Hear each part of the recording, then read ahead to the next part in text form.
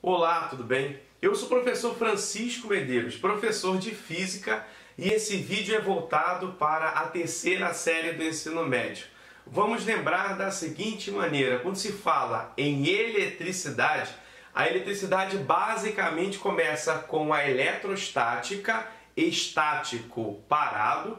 Logo em seguida, nós vamos para a eletricidade focada em eletrodinâmica e futuramente eletricidade voltada para eletromagnetismo. Eletrodinâmica tem a ver com dinamismo, movimento. E por falar em movimento, em falar em eletricidade, devemos, por exemplo, relembrar da importância da energia elétrica focada no cotidiano. Quando a gente pensa em eletricidade e foca na energia elétrica, todos os aparelhos domésticos que existem dentro de nossas casas devem se levar em conta que há o consumo de energia. E quando se pensa em energia, uma forma de energia é sempre transformada em outra forma de energia. Não podemos criar a energia e não podemos destruir a energia, mas é possível transformar uma forma de energia em uma outra forma de energia. Então, vale lembrar que se uma lâmpada estiver acesa, a energia elétrica vai ser transformada em energia luminosa. Não completamente, porque há uma perda de energia em forma de calor. E não se esqueça, hein? Quando se fala em perda de calor, nós chamamos isso de efeito Joule. O consumo de energia elétrica, gerando aquecimento de materiais, isso produz o que chamamos de efeito Joule. O que nos leva a concluir que os eletrodomésticos que nós temos dentro de casa, quanto mais eles esquentam, mais desperdício de energia eles causam. E na hora em que a gente paga essa conta de luz, a gente deve levar em conta, pelo menos, que a energia consumida é diretamente proporcional à potência elétrica e diretamente proporcional ao tempo de consumo. Quanto maior a potência de um eletrodoméstico, mais energia iremos pagar. Quanto maior o tempo de utilização, mais energia iremos pagar. E levando em conta que a potência elétrica ela é dada em W, ela é dada em watts. E aí, a potência elétrica, especificamente ela, pode ser obtida lá da primeira lei de Ohm, que dizemos U é igual a R vezes I. Esse U tem sido chamado cada vez mais de V nas provas. Esse U pode ser chamado de tensão elétrica, diferença de potencial e até a sua sigla, que é DDP. Esse R nós chamamos de resistência elétrica ou resistor. E essa letra I é a intensidade de corrente elétrica. Então, resumindo, esse U, que é a tensão elétrica, é dada em volts. Essa letra R é a resistência elétrica, que é dada em ohms. E esse I, que é a intensidade de corrente elétrica, é dada em ampere. Então, quando pensamos na potência elétrica, podemos utilizar a potência como U vezes I. Podemos utilizar a potência elétrica como R vezes I elevado ao quadrado e também podemos obter a potência através do cálculo U elevado ao quadrado dividido pela resistência. Em se tratando de chuveiro elétrico, que é um equipamento que produz muito aquecimento, energia elétrica transformada em energia térmica, é muito comum precisarmos obter a resistência. Potência aqui, a resistência é inversamente proporcional. Às vezes nós invertemos a potência por R e R por potência. E quando pensamos em resistência elétrica, se você for olhar para cá, os resistores podem ser colocados em série ou em paralelo. No caso do pisca-pisca da árvore de Natal, aquele antigo pisca-pisca, na realidade, Seria como você sair de uma cidade e ir para outra cidade através de um único caminho. Seria como você tivesse uma ponte, duas pontes, três pontes. Se uma dessas pontes fosse quebrada, você acaba de destruir o único caminho que pudesse conectar uma cidade a outra. Isso é problemático, porque quando se pensa nas antigas árvores de Natal com aqueles pisca-piscas, se uma única lâmpada fosse queimada, nenhuma outra mais acenderia. E aí você teria que pegar uma lâmpada e fosse substituindo lâmpada por lâmpada até que pudesse descobrir qual delas havia sido queimada. Na realidade, seria como romper uma das pontes e aí você inibiu completamente a passagem da intensidade de corrente elétrica. Se você faz um exercício, encontra um circuito elétrico com a associação em série, resistor 1, resistor 2, resistor 3, a resistência equivalente, REC, você vai somar R1 mais R2 mais R3. Um modelo muito mais sofisticado, que é aquele que alcança as casas, isso se chama associação de resistores em paralelo. Aqui eu coloquei dois resistores em paralelo, podia ser 3 retas paralelas, 4 retas paralelas e por aí vai. Seria como você imaginar duas cidades onde exista 2 caminhos paralelos, 3 caminhos paralelos ou mais.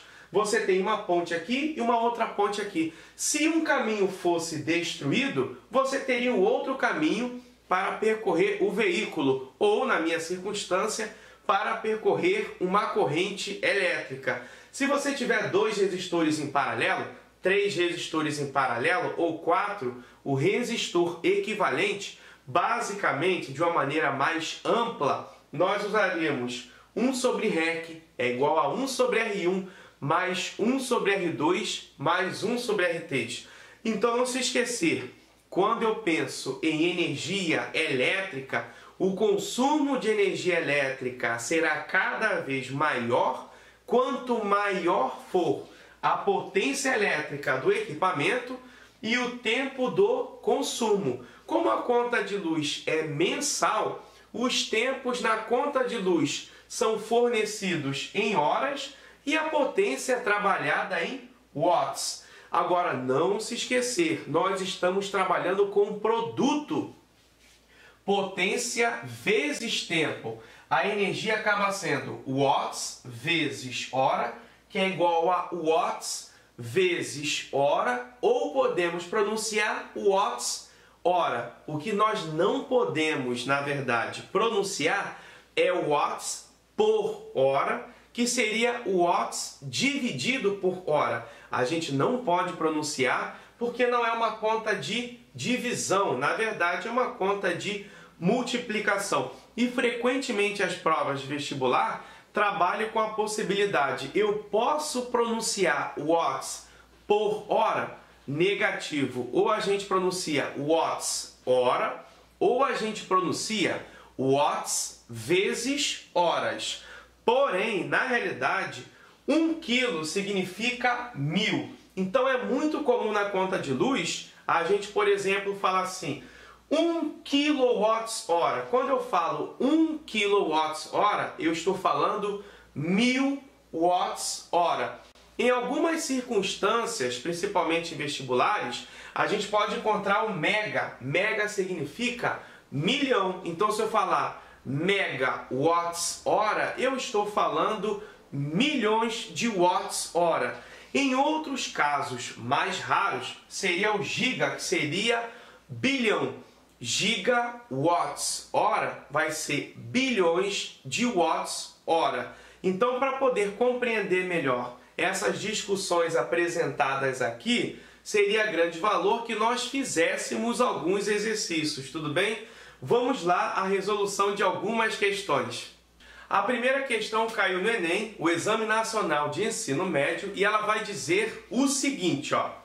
Entre as inúmeras recomendações dadas para a economia de energia elétrica em uma residência, destacamos as seguintes. Substitua lâmpadas incandescentes por fluorescentes compactas. Evite usar o chuveiro elétrico com a chave na posição inverno ou quente. Acumule uma quantidade de roupa para ser passada a ferro elétrico de uma só vez. Evite o uso de tomadas múltiplas para ligar aparelhos simultaneamente. Utilize na instalação elétrica fios de diâmetros recomendados às suas finalidades.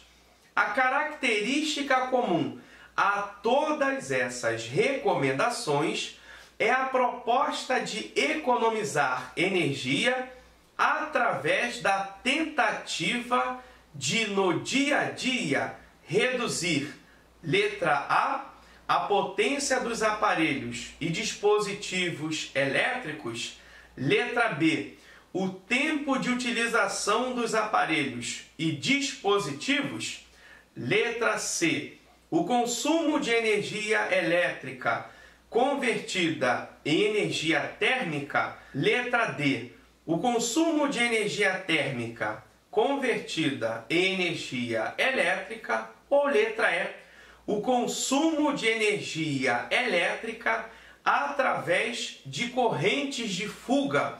E aí, qual alternativa eu deveria marcar dessas informações apresentadas? Eu já queria começar apenas com o primeiro termo. Ele disse o seguinte: substitua lâmpadas incandescentes por fluorescentes compactas. E quando a gente pensa na substituição da lâmpada incandescente pela lâmpada fluorescente, existe uma preocupação em relação à conversão de energia elétrica em energia térmica. Um dos itens fala sobre isso. Por exemplo, a letra C diz: o consumo de energia elétrica convertida em energia térmica. Portanto, na prova do Enem, o Exame Nacional de Ensino Médio, teríamos que marcar como alternativa correta a letra C. Pois bem, vamos à próxima questão, e ela também caiu no Enem, o Exame Nacional de Ensino Médio. Ela traz o seguinte, o Brasil tem potencial para produzir pelo menos 15.000 megawatts por hora de energia a partir de fontes alternativas.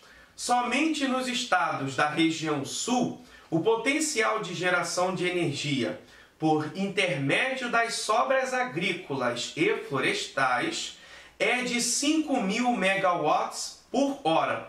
Para se ter uma ideia do que isso representa, a usina hidrelétrica de Ita, uma das maiores do país, na divisa entre o Rio Grande do Sul e Santa Catarina, gera 1.450 megawatts de energia por hora. Esse texto transcrito de um jornal de grande circulação contém pelo menos um erro conceitual ao apresentar valores de produção e de potencial de geração de energia. Esse erro consiste em, letra A, apresentar valores muito altos para a grandeza energia. Letra B, usar a unidade megawatts para expressar os valores de potência. Letra C, usar unidades elétricas para biomassa. Letra D, fazer uso da unidade incorreta, megawatts por hora. Ou a alternativa E, apresentar valores numéricos incompatíveis com as unidades. E aí, qual alternativa eu deveria marcar, hein? O texto cita mais de uma vez a seguinte informação: megawatts por hora, e não pode ser watts por hora, tem que ser watts vezes hora ou watts hora. Portanto, deveríamos ter marcado a letra D. Eu espero ter colaborado com seus estudos. Eu te desejo um forte abraço, muito sucesso e tchau, tchau!